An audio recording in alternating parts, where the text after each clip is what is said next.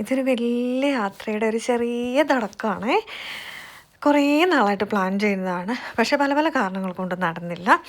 അങ്ങനെ സാധാരണ പ്രഗ്നൻസിയിൽ എല്ലാവർക്കും ക്രേവിങ്സ് ഉണ്ടാവില്ലേ, എന്തെങ്കിലും ഒരു ടേസ്റ്റിനോട് അല്ലെ എന്തെങ്കിലും ഒരു കാര്യത്തിനോട്. എന്നെ സംബന്ധിച്ചിടത്തോളം ഇതൊന്നും ഉണ്ടായിരുന്നില്ല കേട്ടോ.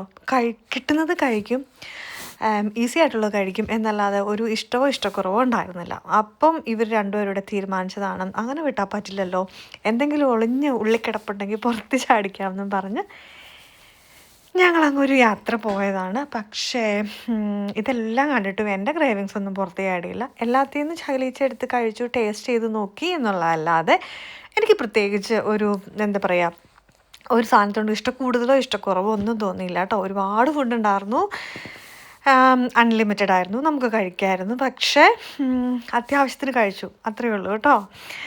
എന്നെപ്പോലെ വേറെ ആൾക്കാരും ഉണ്ടോയെന്ന് അറിയില്ല കേട്ടോ.